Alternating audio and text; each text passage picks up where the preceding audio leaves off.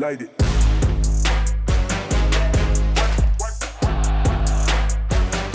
Huge guest this week on the Triple Option from downtown Manhattan, the commissioner of the National Football League. Roger Goodell joins us right now. Thank you, Commissioner, for joining us.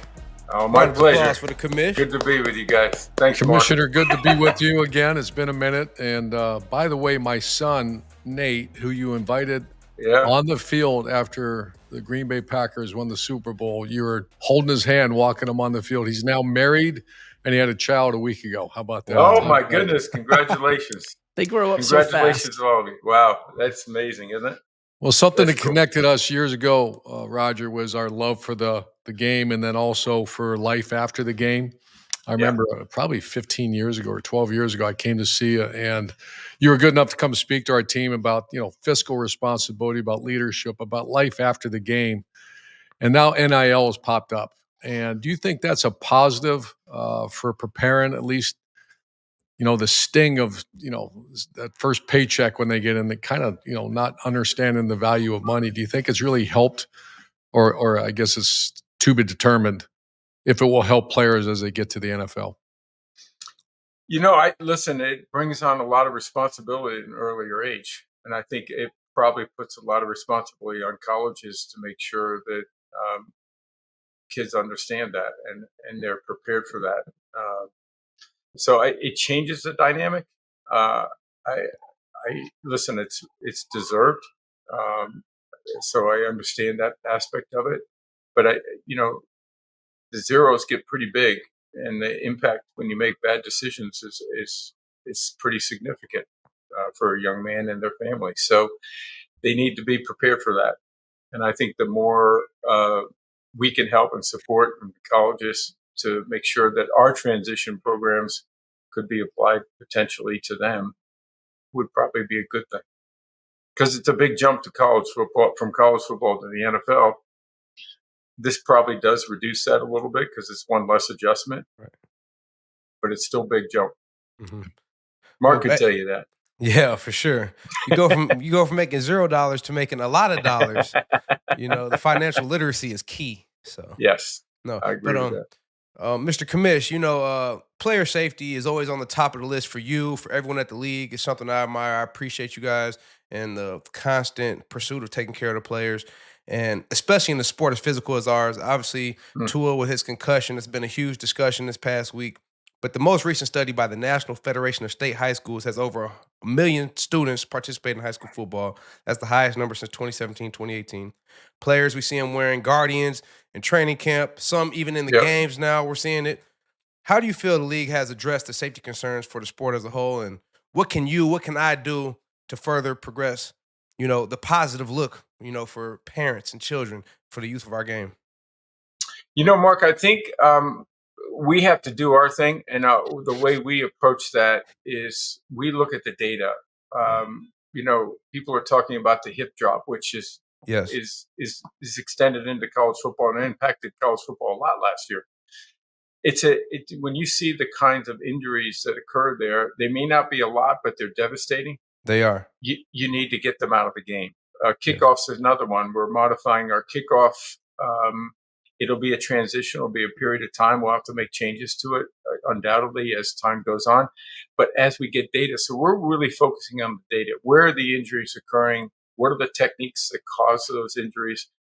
How do you study those? And then how do you use that in looking at our rules every year? I think we're over 60 rule changes in the last 15 years that have been designed specifically for safety and have made the game safer, taken those techniques out. So I believe our game is safer. We also look at it how we're training our athletes. It's not the same training camp that you played in. Right. The off seasons are different. I think we have 11 practices that you're allowed to have with pads during the season. I would say most teams don't even get to that anymore. Right. So we're learning to train and our players differently. Coaches are adjusting. I think the real trick for us is to share that with every level of football and, frankly, every level of sports. When we develop new helmets, it ought to be available to every level of sports. When we develop new rules, we want to share that. When we look at data that shows how we can address through rules. We share that with every level. And, NCAA reps come to our competition committees every year, and we share that data. We give them every bit of information we have. It's up to them to make those rule changes if they feel it's appropriate. So to me, it's a shared responsibility for the good of the game. You talk about the helmets. Do you forecast a day where those Guardian caps are basically mandatory in the NFL? There's a lot of data that shows that a Guardian cap with a what we would call a lower quality helmet is still about as good as wearing the best helmet. So a lot of our players, I think we have 360 players wearing the newer helmets this year, and what we're trying to do is invest in the quality of those helmets. We actually invest in some that are now some of the best helmets. And when I say invest, not that we're holding any equity in it, but that we put seed money towards investing in better helmets. And I think that's showing a lot of promise. So I think the best helmets can be as good as helmets that they might be more comfortable in, that they've worn for many years. But, if they're going to wear the Guardian, that's okay with us if they feel better about it. I don't know if that'll end up being the helmet of choice, if you want to put it that way. I think that thing is ugly. That thing's ugly, Commish. I'm not gonna lie. Well, Mark, that was the first reaction from a lot of guys, and our point to them was, this is safer for you based on the quality helmets we had then, and it's been about a 20% reduction in concussions, and that's a positive change for us. And that's just concussions. The micro hits, the micro concussions, those are the things that we want to take out of the game. And so all of that, I think, has been a contributing factor. But I believe we're going to have helmets for each position. We already have it for quarterbacks and linemen. And, there are different types of hits that every position takes. Right. And you want to have helmets that are built to be able to handle those types of impacts. And so that's where I see the change. Yeah. I was with you a couple of times at NFL draft, and it's amazing a couple of fan bases boo you. I felt like you in Ann Arbor last week when the fans are getting me pretty good. He couldn't even work last week, Commish. So he's trying to get some words out. They booing him. Oh, I know. Man. I felt for you, Coach. As they say, if your rivals are cheering for you, you must not have a very good record against your rivals. That's what Steve Spurrier used to say. If they welcomed you in, you'd be in trouble. Yeah. So the NBA, the hockey, it's Gene Smith and I, the former AD at Ohio State, at one point we had a little conversation. Do you see? I mean, if someone says we know what the college football landscape will look like in 5, 6, 10 years, they probably don't. There's even conversation about breaking away and maybe having a minor league where they don't have to go to class. I can't. It's hard for me to fathom that. What do you have a forecast of the way the relationship between the NFL and college football will continue to grow? I certainly don't have a forecast on what the landscape is going to be, Coach, but I will tell you this. We're going to be supportive of every level of football. We believe that's one of our roles as the NFL. We've had an unbelievable relationship with college football. As you know, our primary relationship really with the conferences. In football. That may not be the case in basketball, where it's probably more directly, I think the NCAA controls the Final Four tournament. But from our standpoint, we believe we should be there to support college football as best we can. We work hard in our scheduling to avoid conflicts. That's a little bit of an issue now with the expanded playoffs. We have one day when we're going to be playing against each other. That's not something we look for, and we look to try to find ways to avoid that. It won't be easy to always do that, but our view of strong college football is good for the overall game of football, and so we'll be supportive of that and try to do everything we can to be consistent with that. Commissioner, you mentioned that overlap. That's the second day of the first round of the college football playoffs, December 21st. 3 college football playoff games on a Saturday that is, quote unquote, traditionally a college football day, right? But I know you guys. No, that's traditionally. I take that on. It's traditionally an NFL day. College football is usually done by the second week. Correct. And you guys have an NFL doubleheader, essentially going up against those 3 college football games. So you mentioned that's in your sight. How did you in college football try to work around or try to navigate so it's the best for football as a whole on that day? Well, it came because they expanded the college football playoffs, which is Right. certainly their right. And we've been scheduled the last several years on playing on that date. We looked at, can we modify the times? Could they modify the time? Can they play on Friday night? They play on Thursday night. Those are all things that, we explored. We just couldn't get around the entire conflict. So, but I think at some point when we all have a little more time to plan, maybe there'll be ways we could do that. Yeah. Roger, now this is a lighter question.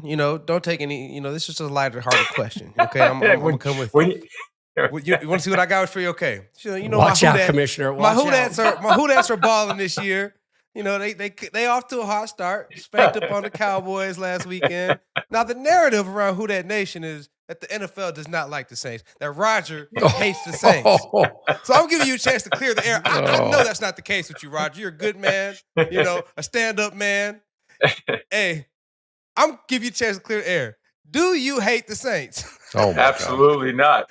You know what? Everyone always asks me my favorite team, and I said any one of them. I love them all, and so we want them all. And so I'm always rooting for the team behind. But I think it's great to see the Saints come out of the box the way they're playing. It's I nobody ever expected it, and they've had the first 2 wins have been dominant, and so. I can't wait to be down there for a game this season. It'll be fun. So. There you go, Who Dat Nation. You heard it from the man himself, man. He supports us. He loves the Saints. He loves the Who Dat Nation. So welcome him in NOLA. Give him the NOLA love when he comes down, please. I'm going to take you with me, Mark. I got you back. Man. I got you Yeah, back. they might boo you a little bit. Hey, one of the things we also talked about over the years was it drove me nuts when a player went that was not ready for the NFL. And agents or the third uncle that we talked about earlier in the show would get a hold of this kid and he'd leave and he would survive a year or two and then, have to go back and get his degree. The NIL has changed that, I think. A lot of kids are staying now. And have you, obviously it's still fairly early. Have you felt that a little bit in the NFL where not as many are leaving early? Yeah. I mean, we were getting to the point where, our eligibility rules, I think, are really important. We've defended them in court. We believe in it. And it goes to the point we believe in a strong college football system. And we also believe that players are better prepared for the NFL when they do have not just the additional experience in college football, but really exposure to the educational system, which is even more important to get that degree. Or even if you don't get the degree, hopefully to get close enough where you can go back and get it. And a lot of our players do that. I think what the numbers showed, Coach, when you got at the end of your junior year and an option of whether you wanted to apply into the NFL draft, we were getting up about 110, just roughly, that would choose to do that. Since NIL, it's dropped back down into the high 70s, and I think that's a good thing for us because that's indicating kids are staying. They're not making that choice. They're going to say, "I'm going to go back and play college football another year." We think that's always great. We'll support that every day. So I'm really proud of our eligibility rules and proud of the fact we want our kids to stay in college football as long as they can and frankly, in the college system. Commissioner, you mentioned you mainly talk with the conferences on the college football level. Where are some places that you would like to see that bond strengthened, whether it's through communication or scheduling or whatever it is, where the two gigantic sporting forces in this nation can come together to make the sport even stronger? I think, again, I think our job is to try to make sure every level of the sport is healthy. And so sharing of information, sharing of data on injury, sharing information of how we can grow our sport and let more kids participate in it is always a good thing. We're spending an awful lot of time on development of flag football. And I don't think that takes kids away from tackle. In fact, the numbers are showing, as Mark mentioned before, the number of kids playing high school football is at an all-time high. We want kids playing at any level. We want them having different entry points. If they want to start with flag football, we have a lot of NFL players today who started playing flag football. Mm-hmm. The opportunity for I have 3 that play NFL flag, by the way, Commish. So Shout There you out to the go. NFL I'm flag. glad you're putting the numbers up, Big Mark. Yes, sir. Yes, sir. I'm helping. Hey, I'm trying to help promote the game too. You know what I mean? But I think the ability for young women to play our game is unbelievable. Yeah. The impact it has on them. The same thing that we would all say about playing the game of football. Now young women are getting the opportunity to say that, and it's the confidence. It's the ability to play a team sport and understand the values of that. I just think though, if we can do that, that's good for kids. Yes. And so, to go back to your question, really on that one, Rob, I would say anything we can do to help grow the game, and that's making it safer, getting more kids interested in it, and being able to play the game that we all love and learn the values of it. Yeah. Commissioner, we talked about the safety, and I know we implemented the new kickoff rule. If I'm in kindergarten, can you explain to the people out there, like they're in kindergarten, Here we go. the new kickoff rule and how that will in turn result in more returns, but also in safety for the players? So it already has led to more returns. It probably not as many as we expected. But we always thought we were going to have to toggle things, like are the kicking team and the receiving team 5 yards apart or 10 yards apart? Mm-hmm. Does the ball, if it's down in the end zone or out of the end zone, should it come out to the 30 or the 35? Right now it's the 30. I think if you move that to 35, you get a tremendous increase in the number of returns. Because teams kicking off would say, I think I can stop them from getting to the 35. Right. So I think that's a big change that will probably be considered at some point in the future. But the big thing was to sort of see, we've gone from 22% of our kickoffs returned to last weekend, it was about 34. The reality is that's towards the end of the season, that'll be hundreds of additional returns. Good for the game, good for the fans. Our start drive is going from about the 24 to the 29. So it's about a 5-yard difference. So that's great for offense and scoring. So it's had the impact we thought it would have. What we want to do is make sure the injury data. So we're trying, what we've done, Mark, and I'm probably way over the kindergartner head now, so I apologize. But what we look at is the injury rate from a line of scrimmage play. And the kickoff was multiples over that. Wow. Because of the speed and the impact. Yeah. So that's really what it was. This new kickoff has taken that speed and impact out because you're 10 yards apart from each other to start. Okay. So that's a big change. Roger, the last few years, and when we used to put those chips on their jerseys, to how fast they run, and I did not put 2 and 2 together until a lot of data started coming out, because we would always try to kick that thing on the 1 yard line and just try to smother the guy. After I saw people running 22 miles an hour, hitting things coming at them another 20, that's when I said enough. We started kicking the ball out of the end zone, and I'm glad. I admire that you guys took the, like you said, you'll probably adapt it, change it, but there's no other play in any sport like that where someone's running 22. Think about that, Mark. 22 miles an hour. Some kids run 21 miles an hour, and then they hit something coming at them. When I was it's back opened there up, returning violent. for the kickoff. I was back there blocking for the returner, so I know. I had to kick out the number 2 guy. He's flying. And it was violent, man. Yes, it is. Mark hit me at 5 and miles an hour. I think we've seen that reduction of impact and the impact it's had on all injuries, not just concussions. And so I think we're on to something here.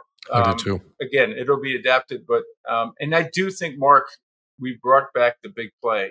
We're already well above our numbers on number of kickoffs beyond 30 yards. We had a kickoff return in the first weekend. I don't think we had them last weekend, but the bottom line on it is, that crease is so you get that crease and you're gone. Right. And so I think teams are learning how to play with this. It'll be adjustment from a coaching and a playing level as well as officiating. But I think it's all in a good way. Just a quick follow-up on that. Now, I'm watching a football game with my wife last night. She's asking me, what is the green box? I don't know how to explain it to her because I'm not even in the league no more. I usually would get that, that information. What is that green box? So I could explain to my wife. Please help me. I'm laughing because people think the yellow line for the first down is actually on the field. Right. You know, that's all digitally inserted. How does it keep moving? So exactly. The networks have done that just to show that's the kickoff. That's the zone. So the kickers have to kick it between the goal line and the 20-yard line. And that's if you don't get it in that zone and it goes out of the end zone, it's going to the 30. Yeah. And it goes to 30. If you get in that zone, it's to the 20. Commissioner, just to pivot back to college football real quick, is there a rivalry game? Is there a stadium out there that you haven't hit that you'd like to take part in? Yeah, well, Coach was good enough to have me out at Ohio State, so I checked that one off. Unfortunately, I went one time to the team to the north in Michigan, and that was fun. I've been to an LSU game, which was a lot of fun. I have not been to Bama yet, and I'd like to do that. We got to get you down there. Hey, hit me up, Commish. You need to go to Bama. I got you taken care of. You'll take me? Hey, I'm going to roll out the red carpet for you. I'd like to do that. And I've been to USC out at the Coliseum several times when they were playing there. So there's still a lot of schools I'd like to go to besides Bama. I haven't been to a Florida game. So Coach didn't invite me when he was down there. So. Of course, that was the time to go. It's not the time to go now. You're welcome to join us any week on Big Noon Kickoff. We'd love to have you on a Saturday. I know your weekends are busy, and we know your weeks are extremely packed as well. That'd be fun. Love to have you, Commissioner. I enjoy college football. I'm watching all day long. I promise you, whether I'm there or not, I'm watching. We assumed you would. We got a Big Noon fan. We appreciate it. So good to see you, Roger. Thanks, Commissioner. Coach. Thanks for joining us. We really appreciate your time. Thank you, Rob. Mark, thank you, buddy. Thank you, Roger. Appreciate you. Light it.